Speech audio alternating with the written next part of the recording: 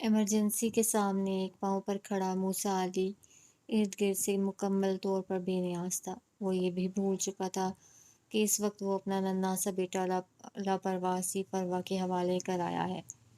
اسے یاد تھا تو صرف یہ کہ اس کی زندگی، اس کا چین اور سکون اس وقت موت و حیات کی کشمکش میں ہے۔ کتنا بے بس ہوں میں انیسہ، وہ بے بسی سے سوچ کر رہ گیا۔ تم جلدی سے ٹھیک ہو جاؤ پھر ہم لندن چلے جائیں گے۔ ہاسپٹل میں اس وقت مکمل خاموشی تھی۔ اس سناٹے میں گھڑی کی ٹک ٹک اسے زہر لگ رہی تھی۔ اسے ایسا محسوس ہوا جیسے یہ گھڑی اس پر ہنس رہی ہو۔ ایسا پہلے تو بھی نہیں ہوا تھا۔ اس نے خوفزدہ نظروں سے گھڑی کی طرف دیکھا۔ اس کا جی چاہا کوئی چیز مار کر اسے توڑ دے، مگر کیا ایسے وقت تھم جائے گا؟ کوئی اس کے اندر چلایا۔ وقت تو ریت کی طرح مٹھیوں سے پھسل رہا تھا اور وہ بے بس کھڑا دیکھ رہا تھا۔ غضنفر نویلا کا قہر نہ ٹال سکے، مگر اروبا کو اس طرح چھوڑ کر جانا بھی انہیں مناسب نہ لگ رہا تھا۔ مگر چونکہ صوفیہ نے بھی کہہ دیا تھا تو اب ان کا جانا ضروری ہو گیا تھا، اور وہ اروبا سے کچھ بھی کہے بغیر صرف صرف عیسیٰ کو بتا کر آ گئے تھے۔ اکیلے آئے ہیں؟ ابھی وہ اندر داخل ہوئے ہی تھے کہ سامنے سے آتی صوفیہ پر نظر پڑی۔ وہ تیر کی سی تیزی سے ان کے قریب آئیں۔ ہاں، انہوں نے مختصر جواب دیا۔ عیسیٰ اور اروبا کو گھر چھوڑ آئے ہیں؟ وہ حیرت اور غصے کے ملے جلے جذبات کا شکار ہو کر بولی تھی۔ غضنفر نے صرف ایک خاموش نظر ان کی سمت اچھالی، زبان سے کچھ نہ بولے۔ حد کرتے ہیں آپ غضنفر، جوان لڑکی کو آپ عیسیٰ کے پاس تنہا چھوڑ آئے ہیں؟ کیسی فضول بات کر رہی ہو صوفیہ، وہ آواز دبا کر آہستگی سے بولے۔ فضول نہیں، صحیح بات کر رہی ہوں۔ بھول گئے وہ کس کی بیٹی ہے؟ انہوں نے طنز کا نشتر چھوڑا۔ نشتر غضنفر علی ضبط کے انتہاؤں پر تھے۔ لب بھینچے کھڑے دیکھتے رہے۔ اور خون اپنا اثر ضرور دکھاتا ہے۔ وہ اس عورت کی بیٹی ہے جو 18 سال پہلے شٹ اپ صوفیہ۔ ان کے صبر اور برداشت کا پیمانہ لبریز ہو گیا تھا۔ آج بھی اس عورت کی چاہت آپ کے دل میں ہے۔ اس کی بیٹی سے آپ کو محبت ہے۔ میں اور میری بیٹیاں؟ ان کی آواز بھرانے لگی۔ ہمیں کبھی وہ مقام نہیں مل سکے گا۔ غضنفر بالکل خاموش ہو گئے تھے۔ صوفیہ کو اندازہ ہی نہ تھا کہ انہوں نے انجانے میں اپنے شوہر کے بہت سے پرانے زخموں کو نوچ کر ان سے کھرنٹ اتار دیا تھا، زخم بھی ایسے جو ناسور بن چکے تھے۔ بابا، آپ آ گئے؟ نویلا دوڑتی ہوئی آئی تھی۔ غضنفر، جو کسی نے بے جان لاش کی طرح کھڑے تھے، بیٹی کو دیکھ کر خود کو سنبھالنے کی کوشش کرنے لگے تھے۔ ایسے ہی عمر گزری تھی۔ میں آپ کا ویٹ کر رہی تھی، آ جائیں، کھانا کھاتے ہیں۔ ان کا ہاتھ تھامے وہ مڑ گئی تھی۔ صوفیہ بھی پیچھے چل دی تھی۔ وہ بیوی اور بیٹیوں کے ساتھ بیٹھے کھانا کھا رہے تھے، مگر ان کی پیشانی پر تفکر کی گہری لکیروں کا جال بچھا ہوا تھا۔ صوفیہ صاف محسوس کر سکتی تھیں کہ وہ ذہنی طور پر وہاں موجود نہیں ہیں، اور یہی بات انہیں تکلیف دیتی تھی کہ وہ ان کے ساتھ ہوتے ہوئے بھی ان کے ساتھ نہ ہوتے تھے۔ گیٹ سے باہر کھڑے ہوئے اسے کافی دیر ہو گئی۔ خالی خالی نظروں سے وہ سامنے دیکھ رہی تھی۔ یکایک سرد ہوا کا جھونکا اس کے چہرے سے ٹکرایا۔ اس کے ساکت وجود میں جنبش پیدا ہوئی تھی۔ دروازہ کھولو، اس نے گیٹ کو دھکیلا، مگر وہ بند ہو چکا تھا۔ گیٹ ہی نہیں، اس شخص کے دل کے دروازے بھی اس پر ہمیشہ کے لیے بند ہو چکے تھے۔ آپ میرے ساتھ ایسا نہیں کر سکتے، دروازہ کھولیں۔ وہ زور زور سے دروازے کو دھڑ دھڑانے لگی۔ اچانک گیٹ کھل گیا۔ وہ اندر داخل ہونے لگی۔ رک جائیں بی بی، چوکیدار آگے بڑھا۔ آپ اندر نہیں جا سکتی۔ وہ تھوڑے سے کھلے گیٹ میں ایستادہ تھا۔ یہ میرا گھر ہے، تم مجھے اندر جانے سے کیسے روک سکتے ہو؟ وہ جھلملاتی آنکھوں سے اس کی طرف دیکھ رہی تھی۔ مجھے معاف کر دیں بی بی، مگر صاحب کا حکم نہیں ہے۔ تعصب سے سر ہلاتے ہوئے اس نے دوبارہ گیٹ بند کر دیا تھا۔ وہ تو مجھ سے بہت محبت کرتے ہیں، وہ ایسا نہیں کر سکتے۔ وہ ابھی تک بے یقین تھی۔ اس شخص کی محبت کی جڑیں اس کے پورے وجود میں پھیل چکی تھیں۔ اس کی بے اعتنائی، نفرت اور دوری برداشت کرنا اس کے لیے آسان نہ تھا۔ ایک مایوس کن آخری نظر اس گھر پر ڈال کر وہ آگے بڑھ گئی۔ ہوا تیز ہو رہی تھی۔ موسم کے تیور خاص سے خطرناک دکھائی دے رہے تھے۔ دیکھتے ہی دیکھتے ہلکی ہلکی پھوار پڑنا شروع ہو گئی۔ بس کرو زندگی، بہت نہا لیا بارش میں، اب اندر آ جاؤ، بیمار پڑ جاؤ گی۔ اسے بارش میں بھیگنا بہت پسند تھا۔ عجیب سے تنہائی اور اداسی کا احساس دامن گیر ہو جاتا تھا، اپنے کم مائگی کا احساس اور شدت سے ہونے لگتا تھا۔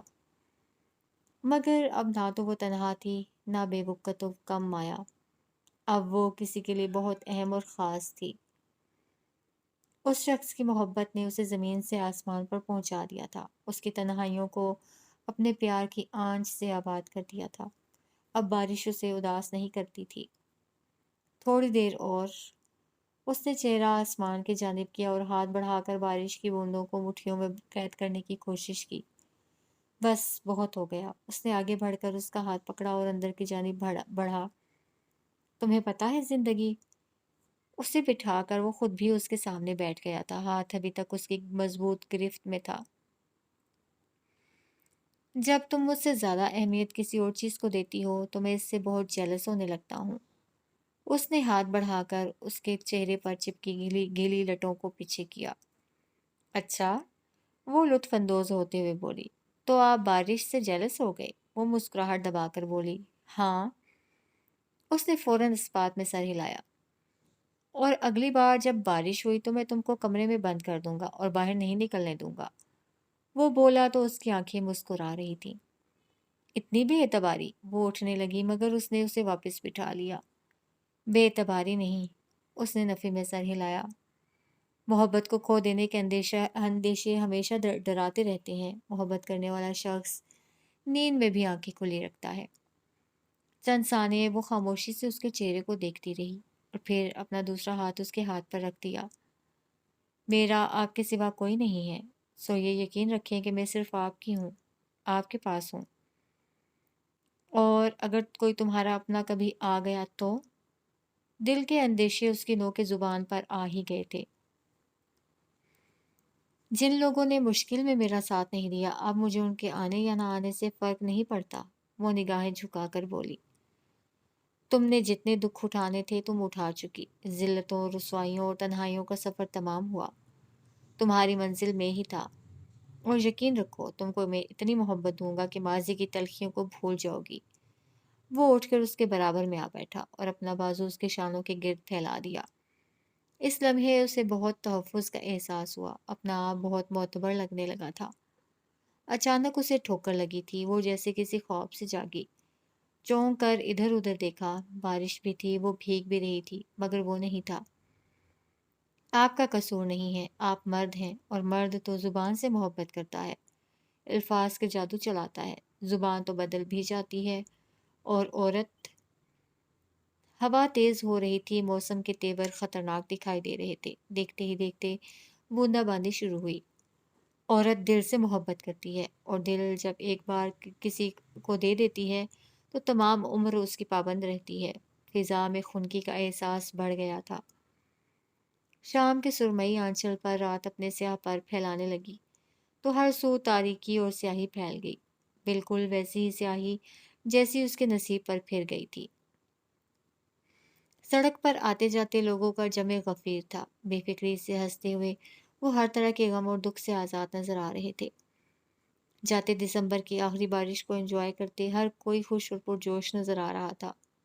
اپنے اندر کے سناٹوں اور وحشت سے گھبرا کر اس نے نگاہ آسمان کی جانب اٹھائی تھی۔ لوگوں کی گہما گہمی اسے اس کی تنہائی کا احساس شدت سے دلا رہی تھی۔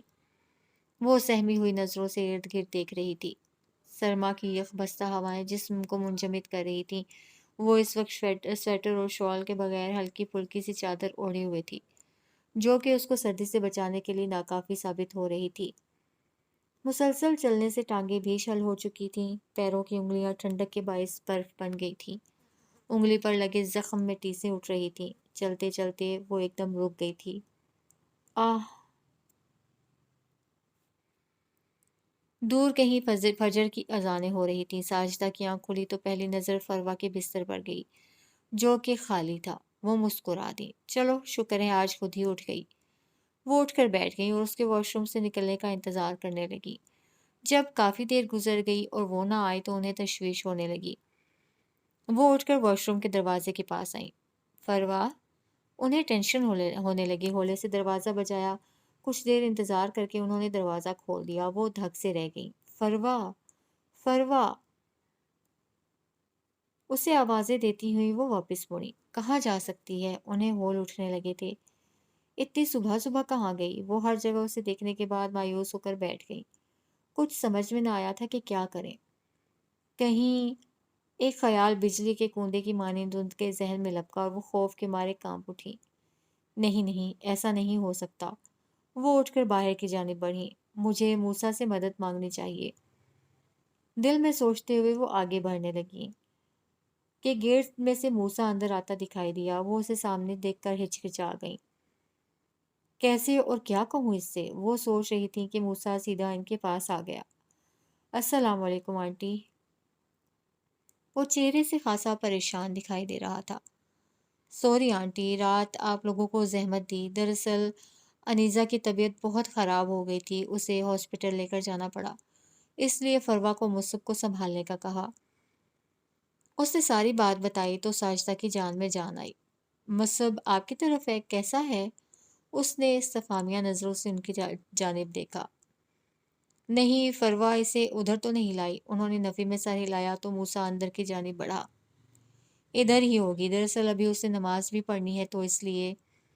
قصداً بات ادھوری چھوڑ کر وہ اس کی طرف دیکھنے لگی۔ میں بھیجتا ہوں۔ انیزہ کی طبیعت کیسی ہے اب؟ اپنی پریشانی میں اس کے متعلق پوچھنا ہی بھول گئی تھی۔ کچھ خاص ٹھیک نہیں ہے، دعا کیجیے گا۔ وہ اندر کی جانب بڑھ گیا۔ بیڈ روم میں قدم رکھا تو تھوڑی دیر تو اسے کچھ دکھائی نہ دیا۔ اندر ملگجا سا اندھیرا پھیلا ہوا تھا۔ آگے بڑھ کر اس نے کھڑکیوں سے پردے ہٹائے اور سامنے موجود منظر دیکھ کر وہ شاکڈ رہ گیا۔ فروا مصب کو بازو کے حلقے میں لیے بڑے سکون سے اس کے بیڈ پر سو رہی تھی۔ سلی گرل، وہ زیر لب بڑبڑایا اور وارڈروب کی جانب بڑھ گیا۔ اسے انیزہ کے کپڑے نکالنے تھے۔ وہ جان بوجھ کر شور کر رہا تھا کہ وہ اٹھ جائے، لیکن اس کی نیند اور سکون میں رتی برابر بھی فرق نہ آیا تھا۔ فروا، بالآخر اسے آواز دینا پڑی، مگر وہ اب بھی نہ جاگی۔ موسیٰ کو حیرت ہو رہی تھی کہ کس طرح وہ اس کے بیڈ پر بے فکری سے سو گئی تھی۔ فروا، آپ کی امی بلا رہی ہیں، اس نے ذرا سا نیچے جھک کر اونچی آواز میں کہا، جو اب ذرا سا کسمس آئی۔ موسیٰ نے دوبارہ آواز دی تو اس نے آہستگی سے آنکھیں کھول دیں۔ اپنے سامنے موسیٰ کو دیکھ کر کچھ دیر تو وہ ناسمجھی کے عالم میں اس کے چہرے کو دیکھنے لگی۔ پھر جب ہوش آیا تو مصب کو ہٹا کر بیڈ پر لٹایا اور جھٹ سے اٹھ بیٹھی۔ آپ کی امی بلا رہی ہیں۔ I am sorry. وہ اٹھ کھڑی ہوئی اور پاؤں میں چپل پہننے لگی۔ کالج میں ٹیسٹ ہو رہے ہیں، رات دیر تک پڑھنے کی وجہ سے نیند پوری نہیں ہوئی، مجھے پتہ نہیں چلا کب میری آنکھ لگ گئی۔ وہ شرمندہ سی دروازے کی جانب بڑھی۔ موسیٰ نے کوئی جواب نہ دیا۔ یہ مصب کو تو لیتی جائیں، مجھے واپس ہاسپٹل جانا ہے، اچانک اس نے پکارا۔ وہ کچھ بھی کہے بنا پلٹی، مصب کو بیڈ سے اٹھایا اور موسیٰ کی طرف دیکھے بغیر باہر نکل گئی۔ اروبا کی آنکھ کھلی تو دھوپ کھڑکی سے چھن کر اندر آ رہی تھی۔ چند ثانے خاموش لیٹی وہ کھڑکی کے اس پار درخت پر بیٹھی کوئل کو دیکھتی رہی، جو بہت اداس معلوم ہوتی تھی۔ آہستگی سے اٹھ کر وہ کھڑکی میں آ کھڑی ہوئی اور بغور اسے دیکھنے لگی۔ کیا بات ہے پیاری دوست، اداس کیوں ہو؟ وہ اس سے مخاطب تھی۔ اس کو قریب محسوس کر کے وہ فوراً اڑ گئی۔ پرندے بہت سمجھدار ہیں، انسان جیسے ہی ان کے قریب آتے ہیں یہ اڑ جاتے ہیں، کیونکہ شاید یہ انسانوں کی مکار اور خود غرض فطرت سے واقف ہوتے ہیں، جانتے ہیں باتوں میں لگا کر جال میں پھنسا لیں گے۔ اس کے لبوں پر طنزیہ مسکراہٹ ابھری تھی۔ وہ واپس پلٹی تو نظریں وال کلاک سے جا ٹکرائیں اور وہ اچھل پڑی۔ 12:15؟ اس کے لب بے اختیار سرگوشی کے انداز میں ہلے تھے۔ اتنا سوئی میں؟ وہ جلدی سے فریش ہو کر نیچے آ گئی۔ عیسیٰ احمد لاؤنج میں بیٹھا میگزین دیکھ رہا تھا۔ گڈ مارننگ، اسے دیکھ کر دھیرے سے مسکرایا تھا، جو جواب میں اس نے صرف مسکرانے پر اکتفا کیا تھا۔ باجی، ناشتہ لگا دوں؟ عیسیٰ صاحب بھی آپ کا انتظار کر رہے تھے، سائرہ ملازمہ نے آ کر اس سے پوچھا تھا۔ اس نے عیسیٰ کی طرف دیکھا۔ ہاں، ناشتہ لگا دو، رات کھانا بھی نہیں کھایا تو مجھے تو بہت بھوک لگی ہے۔ اس سے پہلے کہ وہ بولتی عیسیٰ نے جواب دے دیا تھا۔ سائرہ وہاں سے ہٹ گئی۔ آپ کو بھوک لگی تھی تو ناشتہ کر لیتے، اب تو بہت ٹائم ہو گیا۔ اروبا کو یہ جان کر شرمندگی ہو رہی تھی کہ وہ اس کے انتظار میں بھوکا بیٹھا ہے۔ ویسے آپ بالکل بھی مہمان نواز نہیں ہیں عروبہ، اس نے گہری سنجیدگی لہجے میں سموتے ہوئے کہا تو عروبہ غضن پر خاموش کھڑی اسے دیکھتی رہی۔ رات بھی آپ کھانا کھائے بغیر ہی سو گئی، مجھے بھی بھوکا مارا اور اب بھی۔ بات ادھوری چھوڑ کر وہ اس کے تاثرات جانچنے کے لیے اس کے چہرے کو بغور دیکھ رہا تھا۔ نہ میں نے رات کو آپ کو منع کیا تھا کھانا کھانے سے اور نہ آپ۔ آپ پلیز دوبارہ میرے لیے انتظار کی زحمت مت اٹھائیے گا۔ وہ واپس موڑنے لگی تو عیسیٰ احمد کو لینے کے دینے پڑ گئے۔ تیر کی تیزی سے اٹھ کر اس کے قریب آیا۔ آئی واز جسٹ جوکنگ، آپ تو برا مان گئی، اس نے معذرت خواہانہ انداز میں کہا۔ نہیں، میں نے برا نہیں منایا، اس نے نفی میں سر ہلایا۔ آپ کیا روزانہ اتنی ہی دیر سے جاگتی ہیں؟ وہ دونوں ڈائننگ ٹیبل پر بیٹھے تھے، ملازمہ نے ناشتہ لگا دیا تھا۔ نہیں، رات میں کافی دیر سے سوئی تھی، عروبہ نے اس کی جانب دیکھے بنا ہی جواب دیا، جبکہ عیسیٰ احمد کی نظریں مسلسل اس کے چہرے کا طواف کر رہی تھیں۔ انکل آئے تھے اور آپ کے لیے میسج دے کر گئے ہیں کہ آپ آج بارات کے لیے لازمی تیار رہیے گا۔ عیسیٰ احمد کی بات پر اس نے تیزی سے سر اوپر اٹھایا تھا۔ مگر مجھے کہیں نہیں جانا۔ اس کی آنکھوں میں ایک انجانا خوف، ایک انکہا درد عیسیٰ احمد صاف پڑھ سکتا تھا۔ وہ اس کی طرف دیکھے گیا۔ میرا کل بہت امپورٹنٹ ٹیسٹ ہے، میں نے پریپیئر کرنا ہے، اس نے جھٹ سے کہا۔ مبادہ عیسیٰ احمد اسے زبردستی ساتھ نہ لے جائے۔ واقعی ٹیسٹ یاد کرنا ہے؟ وہ اس کی آنکھوں میں جھانکتے ہوئے گویا ہوا۔ جی، اس نے مختصر جواب دیا۔ عیسیٰ احمد مسکرا دیا۔ مجھے لگا آپ اس شخص کی وجہ سے نہیں جانا چاہتی۔ اس نے قصدن بات ادھوری چھوڑ دی۔ کس شخص؟ عروبہ نے تجاہل عارفانہ سے کام لیتے ہوئے کہا۔ وہی جس کی وجہ سے کل رات آپ فنکشن چھوڑ کر آ گئیں۔ اس کے اتنے صاف انداز میں کہنے پر وہ لب نیم وا کیے اسے دیکھی گئی۔ وہ بہت ہوشیار تھا۔ السلام علیکم۔ سلام کی آواز پر اس نے چونک کر سامنے دیکھا تھا، جبکہ عیسیٰ احمد ابھی بھی اس کے سرخ ہوتے چہرے کو فوکس کیے ہوئے تھا۔ کیسی ہو فروا، آؤ۔ اس نے آگے بڑھ کر اسے گلے سے لگا لیا تھا، مگر فروا غائب دماغی سے عیسیٰ احمد کو دیکھ رہی تھی۔ نہ جانے ایسا کیا تھا اس میں کہ فروا کا دل لمحوں میں اس کی محبت کا اسیر ہوا تھا۔ اسے خبر ہی نہ ہوئی۔ اسے ایسا محسوس ہوا جیسے وہ اس شخص کو صدیوں سے جانتی ہو، یا پھر شاید اس کی روح صدیوں سے اسی ایک شخص کی تلاش میں تھی۔ ہیلو۔ عیسیٰ احمد کے بولنے سے اس کی محویت لمحہ بھر کو ٹوٹی تھی۔ اس نے عروبہ کی طرف استفہامیہ نظروں سے دیکھا۔ فروا، یہ میرے کزن عیسیٰ احمد ہیں، ابھی چند روز پہلے فرانس سے آئے ہیں۔ اور عیسیٰ؟ اب اس کا رخ اس کی طرف تھا۔ یہ میری بیسٹ فرینڈ فروا احسان ہے، اس نے دونوں کا تعارف کروایا۔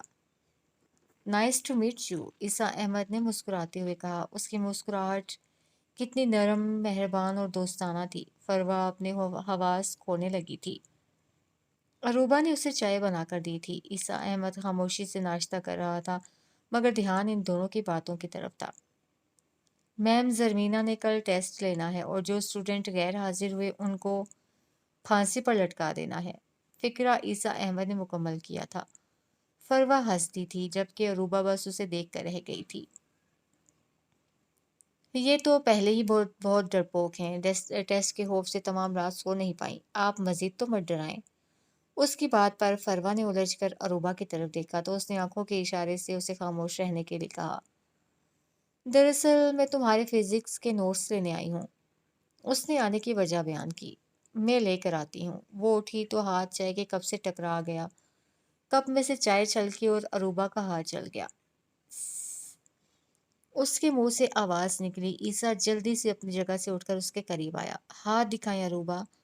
اس سے پہلے کہ وہ اس کا ہاتھ تھام لیتا، عروبہ نے ہاتھ پوشت کی طرف کر کے چھپا لیا اور نفی میں سر ہلانے لگی۔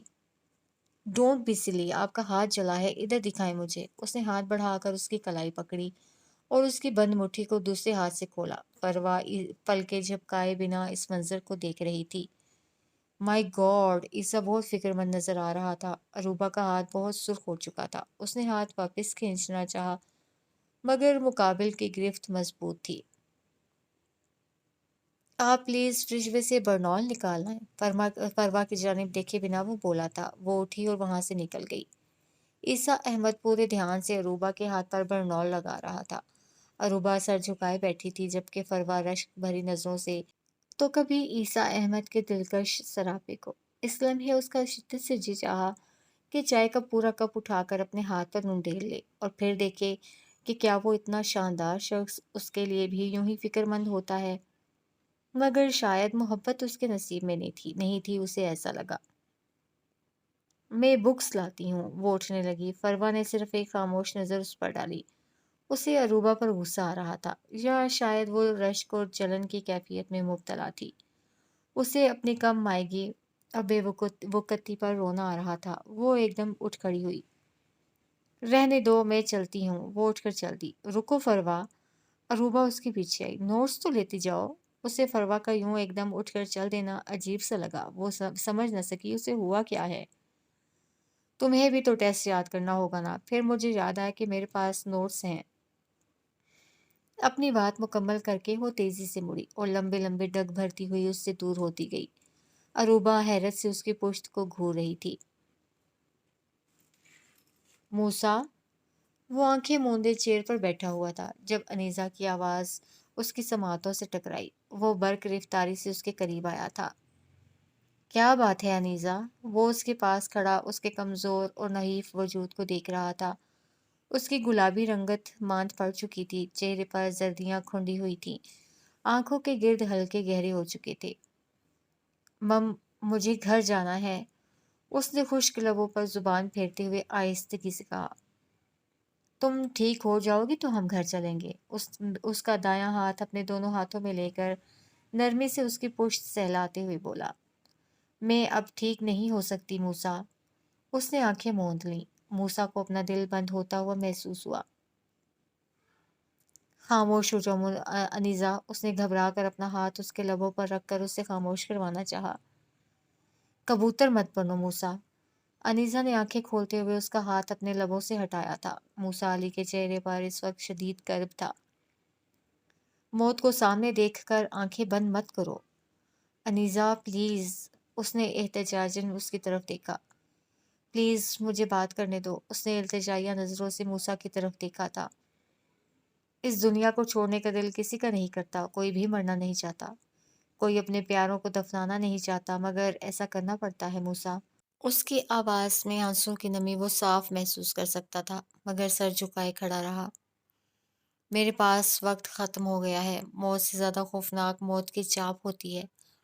मौत का इंतजार बड़ा जानलेवा होता है। और यहाँ अस्पताल के बिस्तर पर लेटे हर लम्हा में मौत की चाप सुनती हूँ। इज़राइल के आने से कोई नहीं रोक सकता, मगर यहाँ हर दम उसकी मौजूदगी महसूस होती है। मैं वक्त से पहले नहीं मरना चाहती मूसा। मुझे घर ले जाओ। उसकी आंखों से आंसू बहने लगे थे, और ये आंसू मूसा के दिल पर गिर रहे थे। वो बेबसी की इंतहाओं पर था। मैं अपने घर, अपने बेडरूम और अपने बिस्तर पर मरना चाहती हूँ। मैं चाहती हूँ जब मैं मरूं तो जो मंजर मैं आखिरी मर्तबा देखूं, उसमें तुम और मुसब मेरे साथ हो। मैं अस्पताल के बिस्तर पर डॉक्टर्स के सामने नहीं मरना चाहती। मेरी आखिरी ख्वाहिश पूरी कर दो मूसा। उसने लरजती हुई आवाज में कांपते हुए हाथ उसके सामने जोड़ दिए थे। ऐसा मत करो मेरे साथ अनीजा, वो आंसू पीते हुए बोला था। इंसान खुद को क्या चीज समझता है मूसा? वो छत को घूर रही थी और मूसा उसके चेहरे को देख रहा था। हुस्न, दौलत, जवानी, औलाद, ओहदे और पता नहीं किस किस चीज पर गरूर करता है। तकब्बुर और शान से जमीन पाँव जमीन पर रखता है, अकड़ कर चलता है। मगर उसके इख्तियारात तो बहुत कम हैं। वो तो बहुत बेबस है। अपनी मर्जी से एक लम्हा भी ज्यादा जी नहीं सकता। सारी जिंदगी दुनिया के पीछे भागता है। एक चीज हासिल कर ली तो नई की लगन, वो पा ली तो किसी और की धुन। मगर मौत को सामने देख कर पता चलता है सब फजूल है। नजर का धोखा था। असल में जो सामान काम आना है वो तो हाथ में है ही नहीं। और मूसा, उसकी आंखों से आंसू मुसलसल बह रहे थे।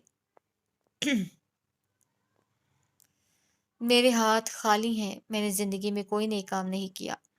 मैंने कभी नमाज नहीं पढ़ी। वो एकदम बच्चों की तरह फूट फूट कर रोने लगी थी। लुए लुए भरे भरे कुड़िए जे तद भांडा भरना, शाम पे बिन शाम मोहम्मद घर जांदी नहीं डरना। کاش اس نے موسیٰ کی طرف دیکھا، کاش میرے والدین نمازی پرہیزگار ہوتے، وہ مجھے بھی نماز پڑھنی سکھاتے۔ کاش موسیٰ آپ نماز پڑھتے ہوتے، آپ نماز کی طرف لگاتے۔ ہائے وقت گزر گیا، میں نے کچھ نہ کمایا۔ پچھتاووں کے زہریلے ناگ اسے چاروں طرف سے ڈس رہے تھے۔ اللہ بڑا غفور الرحیم ہے انیزہ، اس نے اسے تسلی دینا چاہی۔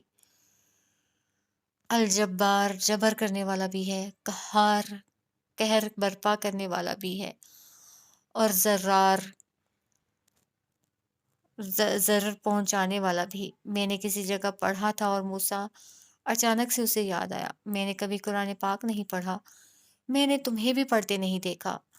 خوف کے مارے اس کی حالت غیر ہونے لگی تھی۔ مجھے گھر جانا ہے، ابھی اسی وقت۔ وہ اٹھ کر بیٹھ گئی اور ہاتھ سے بیر کے نولا اتار کر پھینک دیا۔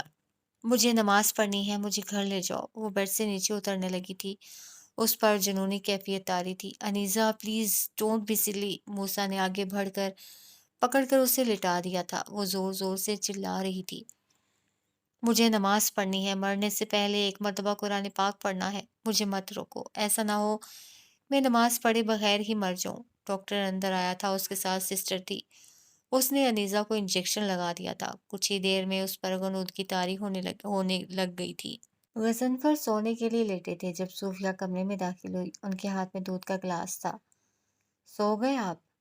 انہوں نے گلاس سائڈ ٹیبل پر رکھا تھا۔ میں جانتی ہوں آپ جاگ رہے ہیں۔ وہ ان کے قدموں کے قریب بیٹھ گئی تھی۔ آپ ناراض ہیں مجھ سے؟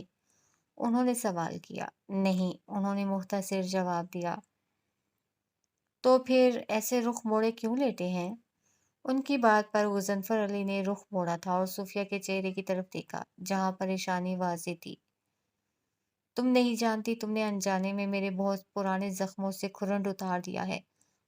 وہ تکلیف ایک مرتبہ پھر محسوس ہونے لگی ہے مجھے۔ انہوں نے ایک گہری سانس فضا کے سپرد کرتے ہوئے کہا، میرا مقصد آپ کو تکلیف دینا نہیں تھا، مگر آپ مت بھولیں کہ وہ کس ماں کی بیٹی ہے۔ نہ چاہتے ہوئے بھی ان کی زبان پر زہر اگلنے سے باز نہ آ رہی تھی۔ وہ میری بھی تو بیٹی ہے، یہ کیوں بھول جاتی ہو؟ وہ شکست خوردہ لہجے میں باور کروا رہے تھے۔ صوفیہ کا غصے اور جلن سے برا حال تھا۔ اسی لیے تو اس کا خیال ہے مجھے، ورنہ میں اس گل افزا سے تو شدید نفرت کرتی ہوں جس نے مجھ سے آپ کو چھینا۔ غصے اور جوش جذبات میں سچ بات ان کی زبان سے نکل آئی تھی، اور اب وہ پچھتا رہی تھی۔ میں تمہارا مشکور ہوں، تم نے میرے ٹوٹے اور بکھرے وجود کو سمیٹا، میری بیٹی کو پالا۔ انہوں نے ممنون نظروں سے ان کی جانب دیکھا تو صوفیہ کو ڈھیروں طمانینت کا احساس ہوا۔ بس میری ایک ریکویسٹ ہے۔ چند لمحے خاموش رہنے کے بعد وہ دوبارہ گویا ہوئے، میرے سامنے اس کا نام مت لیا کرو۔ نگاہیں سامنے دیوار پر لگی پینٹنگ پر گاڑے وہ ملتجی انداز میں بولے تو صوفیہ کا ڈھیروں خون جل گیا۔ کیوں یاد آتی ہے اس کی؟ وہ خود کو کہنے سے باز نہ رکھ پائیں۔ غضنفر علی نے ایک خاموش مگر کاٹ دار نظر ان پر ڈالی اور لیٹ گئے۔ ان کا جواب نہ دینا صوفیہ کو تپا گیا تھا۔ ان کے کان ترس گئے تھے کہ غضنفر کبھی تو گل افزا کو برا بھلا کہیں، اس سے نفرت کا اظہار کریں، مگر ایسا کبھی نہ ہوا اور شاید ایسا کبھی ہوگا بھی نہ۔ اللہ، فروا تم یہاں چھپی بیٹھی ہو، میں نے پورے کالج میں تمہیں ڈھونڈا۔ وہ لائبریری میں بیٹھی تھی جب اروبا اس کو ڈھونڈتی ہوئی وہاں آ گئی تھی۔ کوئی کام تھا؟ نگاہیں کتاب پر جمائے بظاہر سرسری انداز میں پوچھا تو اروبا حیرت سے اسے دیکھے گئی۔ کیا مطلب ہے کام؟ اس نے کتاب بند کر دی۔ آؤ کینٹین چلتے ہیں، ناول ختم ہونے کی خوشی میں تم کو کچھ کھلانا بھی تو ہے۔ اروبا کو فروا کا موڈ کچھ خراب محسوس ہو رہا تھا۔ دونوں لائبریری سے باہر آ گئی۔ تمہیں نہیں لگتا اروبا تم نے اپنے قارئین کے ساتھ برا کیا ہے؟ دیکھو نا، جو لوگ اتنے عرصے سے تمہارا ناول پڑھ رہے تھے تم نے ان کو کیا اینڈ دیا ہے؟ وہ دونوں چلتی ہوئی اپنی مخصوص جگہ پر آ گئی تھیں۔ کھانے کی چیزیں جو کینٹین سے خریدی تھی وہ کھانے لگی۔ فروا، میں اپنے ریڈرز کو فینٹیسی ورلڈ میں رکھ کر دھوکہ نہیں دینا چاہتی، ریالٹی سے دور لے جا کر بے موت نہیں مارنا چاہتی کہ جب سراسر جھوٹ اور دھوکے پڑھ کر وہ حقیقت کی دنیا میں آئیں تو ایڈجسٹ کرنا ان کے لیے مشکل ہو۔ اس نے اپنا نقطہ نظر اس پر واضح کیا تھا۔ فروا سر ہلا کر رہ گئی۔ आई थिंक राइटर को ऑप्टिमिस्टिक होना चाहिए ताकि पेसिमिस्टिक ना कि पेसिमिस्टिक, फरवा ने कहा। And I think writer should be realistic, Aruba ने भी इख्तलाफ किया। दोनों को एक दूसरे के ख्यालात से इख्तलाफ था। दोनों कुछ देर खामोशी से खाती रहीं। हस्बे मामूल वहाँ कवे आ गए थे और अरूबा अपने शवारमा में से छोटे छोटे टुकड़े उन्हें भी दे रही थी। सॉरी टू से अरूबा, तुम जैसे नेगेटिविटी को हाईलाइट करने वाले राइटर्स खुद को रियलिस्टिक क्यों कहते हैं? क्या रियलिटी हमेशा बुरी ही होती है? फरवा ने फाइल उड़ाई और तमाम कवे उड़ गए। उसने शुक्र अदा किया। तुम चाहती हो मैं एक कहानी लिखती जिसमें एक बेहद और हसीन और मजलूम हीरोइन होती और दूर देश से कोई शहजादा आता, उसे दुल्हन बना कर ले जाता और कहानी खत्म। इससे क्या सीखने वाले पढ़ते? उससे सवाल उठाया। Life is not a bed of roses फरवा। उसकी बात पर फरवा धीमेपन से मुस्कुरा दी। कभी कभी हकीकत में भी ऐसा हो जाता है अरूबा डार्लिंग। वो मायने खेजी से मुस्कुराई। अब देखो ना, तुम एक हसीन और मजलूम लड़की, दूर देश से आने वाले ईसा अहमद को तुमसे मोहब्बत हो गई है ना, अफसानवी सिचुएशन। वो शरीर अंदाज में बोली। मोहब्बत, वो भी ईसा को? और मुझसे? अरूबा को उसकी बातों से हैरत का शदीद झटका लगा था। उसके वहमो गुमान में भी न था कि वो उससे ऐसी बात कर सकती है। Are you in your senses? उसने खफगी से फरवा को घूरा, जो अब जवाब में वो ढटाई से मुस्कुरा दी। तो इसमें गलत क्या है? कल जिस मोहब्बत से वो तुम्हारे हाथ पर बरनौल लगा रहे थे, हाय क्या फिल्मी सिचुएशन थी। वो आंखें बंद करके वही मंजर दोबारा याद करने लगी। अरूबा को उसकी दिमागी हालत पर शुबा हुआ था। तुम्हारा दिमाग चल गया है। जुमा जुमा 8 दिन हुए हैं उन्हें हमारे घर आए हुए। ना चाहते हुए भी वो सफाई दे गई क्योंकि उसे अपना किरदार बहुत अजीज था। मोहब्बत बेख्तियारी जज्बा है अरूबा, वो सामने देखते हुए हसरत से बोली। महीनों और सालों पर मुहित कोर्स सोच समझ कर किए जाते हैं यार। और फिर अगर सोच समझ कर करने वाला इंसान काम होता तो कोई समझदार इंसान मोहब्बत न करता। उसने बड़े रिसान से कहा था। तुम ठीक कहती हो, मगर ईसा को मुझसे मोहब्बत नहीं है। उनकी जगह कोई भी होता तो यही करता। तुम हकीकत की दुनिया में रहा करो। उसने गहरी संजीदगी से कहा तो फरवा बगौर उसके चेहरे को देखी गई, जैसे तासुरात जांच रही हो। तो तुम्हें भी उनसे मोहब्बत नहीं है? उसने इस्तफहामिया नजरों से अरूबा की जानिब देखा। नॉट एट ऑल, मेरा दिमाग अभी ठीक है। उसने कोल्ड ड्रिंक उठाकर लबों से लगा ली। और अगर मैं कहूँ कि मेरा दिमाग खराब हो गया है? अरूबा ने तेजी से उसकी जानिब देखा था, जैसे उसकी बात पर यकीन ना आया हो। तो मैं तुमसे यही कहूंगी, ईसा अहमद का ख्याल दिल से निकाल दो, क्योंकि मेरी मामा कभी भी मेरी फ्रेंड और ईसा को। ओह कम ऑन अरूबा, उसने हाथ उठाकर उसे मजीद बोलने से रोका। वो मोहब्बत ही क्या जिसमें पाबंदियां ना हो, जालिम समाज ना हो और आजमाइशें ना हो। वो बेखौफ लहजे में बोली थी। मैं तुम्हारे लिए दुआ करूंगी। वो दोनों वहां से उठ गई थीं। क्लास का टाइम हो रहा था। वैसे दिन ब दिन तुम्हारे मद्दाहों में इजाफा हो रहा है। इतने कम एज में तुमने बड़ा नाम कमाया है। वो दोनों साथ साथ चल रही थीं। फरवा उसकी जिंदगी के हर राज से वाकिफ थी।